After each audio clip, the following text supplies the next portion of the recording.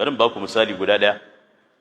Akwai wasu irin masu wani irin tunani da turawa suke sa wa mutane cewa wai me yasa za a ce a kashe wasu dabbobi din ba su komai ba.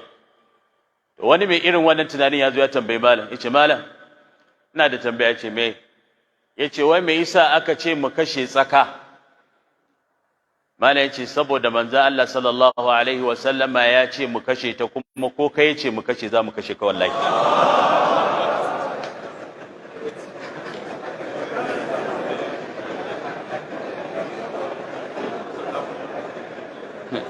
ya sake magana. To in kai aka tambaya fa, ka fara cewa kamar yadda ya zo a Dabarani ko wasu hahawul Albani, duk shi wannan ma bai yadda da shi ba, amma wannan amsar da aka bashi ta ishe shi. So li kulli majalin maqal din nan Allah ta'ala ya hore wa wannan bawan Allah.